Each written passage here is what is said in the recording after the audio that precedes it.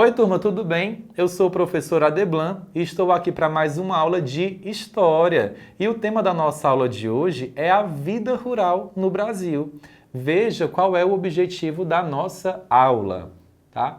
Identificar os aspectos da vida rural e as tradições brasileiras a ela associadas.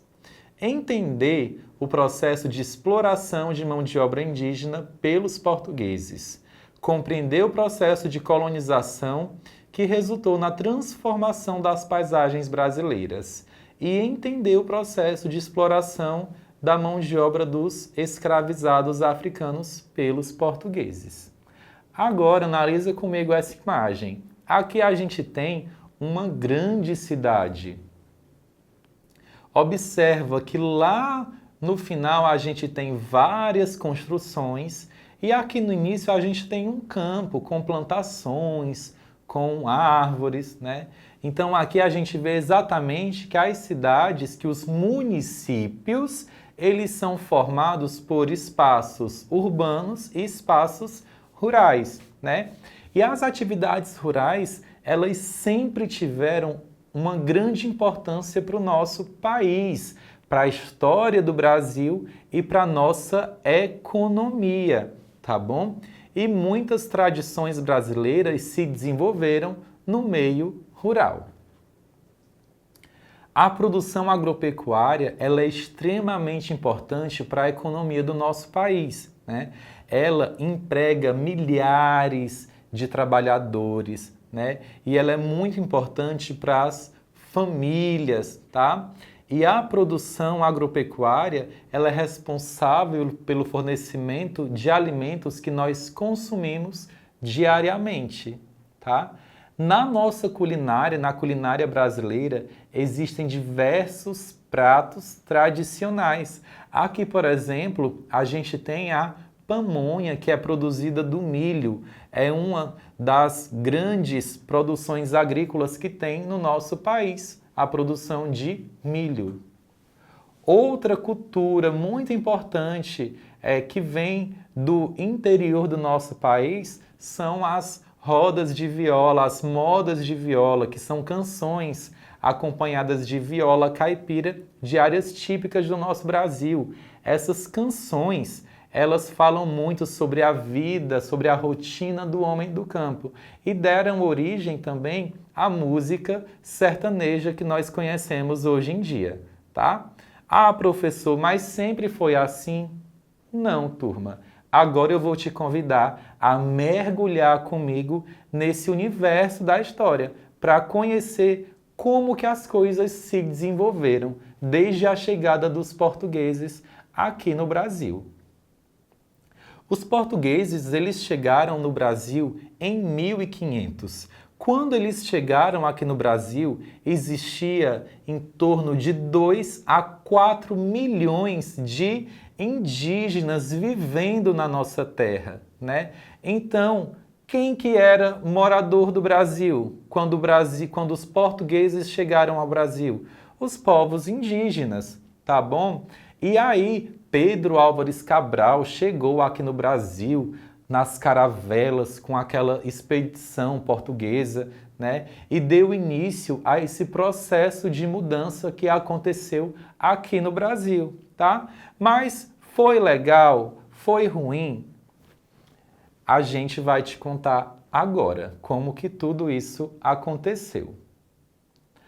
Os portugueses, eles chegaram no Brasil e começaram a explorar a nossa terra, tá bom? Eles tinham mão de obra para isso? Não, eles não tinham mão de obra para isso. E o que que eles começaram a fazer? Eles começaram a explorar os povos indígenas, tá bom? Eles davam para os povos indígenas ferramentas que eram importantes para eles, como machados, facas, ou até coisas que não eram tão importantes, mas que, como era novidade, eles acabavam se interessando, como, por exemplo, um pente, um espelho, tá? E qual que era a atividade que era desenvolvida? Os portugueses, eles descobriram uma árvore chamada pau-brasil, né? O nome Brasil vem da árvore pau-brasil. E o que que essa árvore fazia? Eles utilizavam uma substância extraída dessa árvore e tingia tecidos, é uma substância muito avermelhada. E eles vendiam essa madeira toda para a Europa, para os europeus, pagavam muito caro naquela época. Então os portugueses, além de explorar as nossas terras e os nossos povos indígenas, eles recebiam muito dinheiro, tá? Por essa mercadoria. E aí, o que que aconteceu? A nossa paisagem, ela começou a ser alterada, tá bom? Então, até 1530, os portugueses mantiveram a exploração do Brasil restrita ao litoral, tá? Com a extração do pau-brasil. Litoral, turma, é toda a região que é banhada pelo mar. Por exemplo, a nossa capital, São Luís, faz parte do litoral brasileiro. Já Imperatriz fica no interior. Mas a gente diz interior por quê? Porque não está no litoral e não porque é um lugar atrasado, como muita gente falava, né? Fala das cidades do interior com certo preconceito, tá bom? A gente fala interior por quê? Porque não fica no litoral, não é banhado pelo mar, tá bem? E aí, com o passar dos anos, os portugueses iniciaram o processo de colonização do Brasil. Saíram do litoral e começaram a vir para o interior do país. Com a colonização portuguesa, teve início esse processo de transformação das paisagens brasileiras.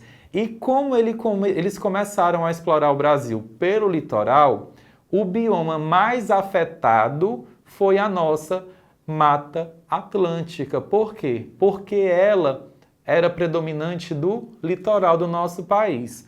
Olha só, quando os portugueses chegaram aqui em 1500, a gente tinha 150 milhões de hectares de Mata Atlântica. Era muito grande, muito, muito grande. E eles começaram a explorar. O país foi se desenvolvendo e hoje, infelizmente, essa informação é de 2014, olha só, já tem 10 anos, tá? Nós temos menos de 19 milhões de hectares de Mata Atlântica. É uma informação muito triste, não é, turma? E as terras indígenas, né? O que aconteceu com elas?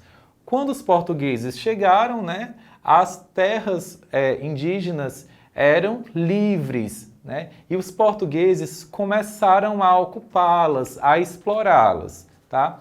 E atualmente, parte do território brasileiro pertence aos povos indígenas.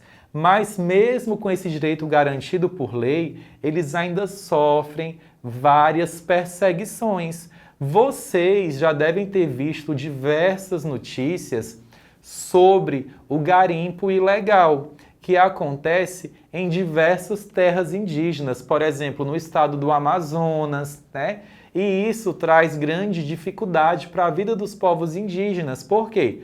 Porque desmata as terras, mata os animais, polui a água que eles consomem, automaticamente prejudica os alimentos, a pesca, e muitos indígenas acabam morrendo devido à invasão das suas terras para o garimpo ilegal, tá? Mesmo ele tendo esses direitos garantidos por lei de uso da sua terra.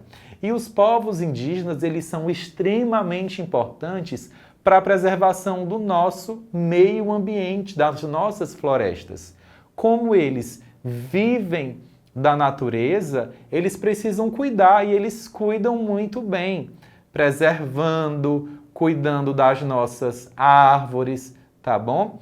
Então, toda vez que você observar uma notícia sobre os povos indígenas, se lembre do quanto a gente precisa lutar junto com eles para garantir o respeito, tá? E para garantir que eles tenham condições de vida adequadas. tá? E que a vida deles é muito importante para que as nossas florestas se mantenham de pé. Com o passar do tempo, os portugueses eles foram desenvolvendo outras atividades, tá? Na área rural, né? Naquela época só tinha área rural no nosso país. E foi aí que foram criados os engenhos. O que é engenho, professor? Tá? A partir de 1530, os portugueses eles passaram a cultivar a cana-de-açúcar, tá? E essa atividade, ela foi a atividade principal da colônia, tá? Da colônia naquela época. E nessa época, o açúcar era um produto extremamente caro. E quem comprava o açúcar? Os europeus, era quem tinha muito dinheiro naquela época. E ele era vendido a preços elevados, gerando muito lucro. Os portugueses ganhavam muito dinheiro com a produção de açúcar, tá? Agora, duas curiosidades. A primeira curiosidade, o que é colônia, professor?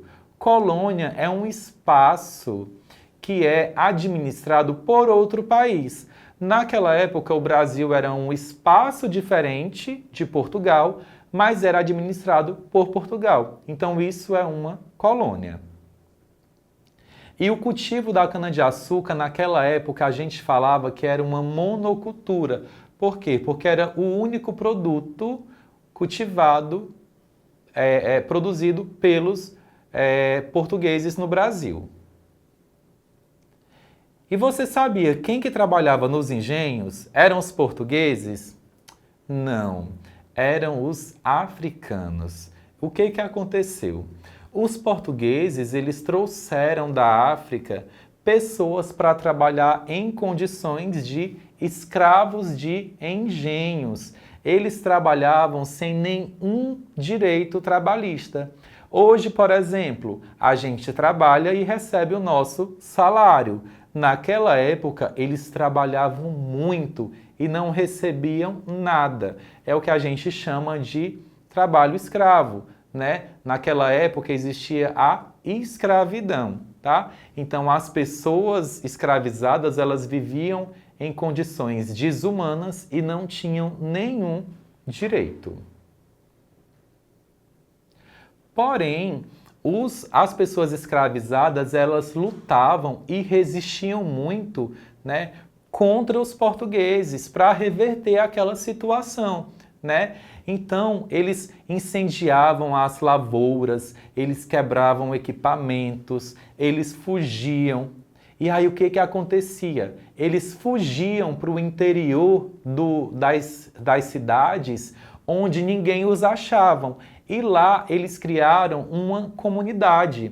Esse espaço a gente chamava de quilombos. Eram comunidades exclusivas que as pessoas escravizadas fugiam da colônia e iam para lá, para viver em comunidade.